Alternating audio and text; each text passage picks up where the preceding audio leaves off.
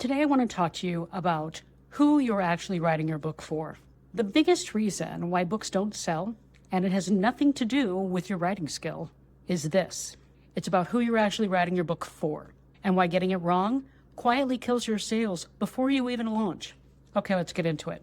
What most entrepreneurs set out to do when they write a book is target a demographic, because that's what we've been taught, right? In marketing classes, you need women 25 to 55 who like self-help, or entrepreneurs who want more self-confidence, or whatever. It's ingrained in us. Think about television, media, day parts. You've got the noon news and the evening news and all of that, and it's targeted to very specific people, 18 to 49, age groups, things like that. So we're taught to think in that way. And we're also taught that if you cast a wide net, you're going to catch more fish. That's exactly why books get ignored. The broader the message, the weaker your audience. It seems a little counterintuitive. But successful authors don't target demographics. Instead, they focus on identity and emotion and the exact moment the reader knows that they need help and that you're the person to give it to them.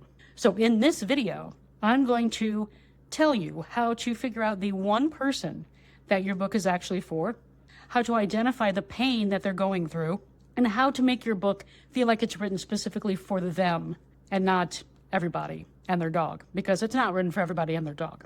And believe me when I tell you, you do not want your book to be for everyone and their dog. By the way, I'm Jenny.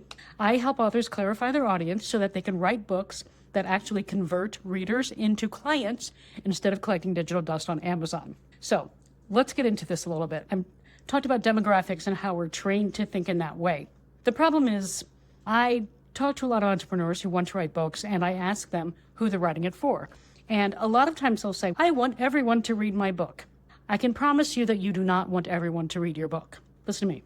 You do not want everyone to read your book. Okay? What will happen is you might think, oh, I'll get a lot of people to read my book and then they can write reviews and blah, blah, blah. If someone who is not your audience reads your book and then writes a review, it might actually turn out negative because maybe they didn't understand the content, because it's not for them. If you're writing a book on accounting and your friend, the graphic designer, reads it, they're going to be like, yawn. Okay? So you don't want everyone to read your book. You want people who actually are going to get something from the book to read the book. Okay, first, why demographics aren't enough. I already taught you a little bit about that, how demographics, they put everybody in a specific bucket. We're not trying to put people in a specific bucket. We're trying to get them out of their specific bucket and into realization that they have a problem that you know how to solve for them. So demographics can lead to vague, forgettable messaging. Again, if you're targeting the wrong people, they might read your book and say, what the hell was that? Like, I didn't even get it. It's going to be forgettable to them because they're not your audience. The reader needs to feel like you are in their head.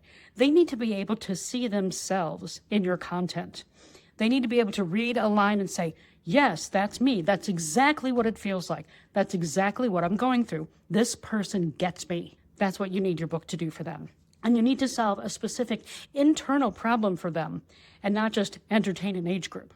Okay, you're there to help them recognize and identify what's really going on with them and to show them that you understand, you've been there, and you know how to help them. The second thing is knowing how to identify the real reader that your book will help transform.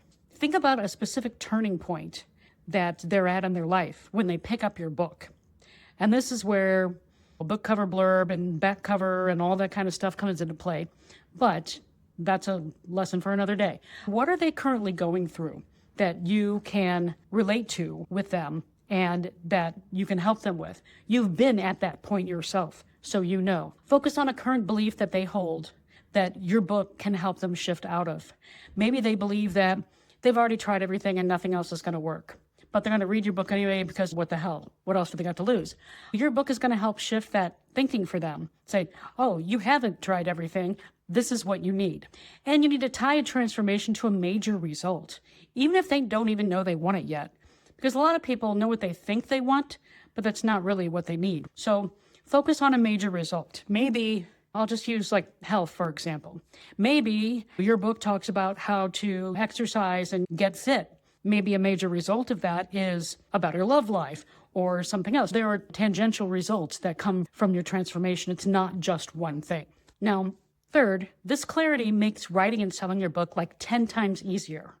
Why is that? Because when you know what you want to say, each chapter has a purpose, and so the words just come easier. And it also leads to more magnetic and specific messaging. Again, if you target everyone, you target no one. Have you ever watched a commercial or something and said, oh, clearly that commercial is not aimed at me?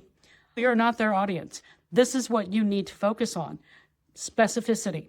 And being this clear with who your audience really is will help you stand out in a crowded field, because you're talking to that one person and you're not casting that wide net and trying to catch every fish in the ocean. There you have it. That is why demographics is not enough to write your book. You need to think outside the box a little bit, because there is no box. You need to think about identity and emotion and really connecting with that reader, really getting that reader to see that you understand them. In the next video, I'm going to talk to you about what your reader is secretly afraid of and how you can address that.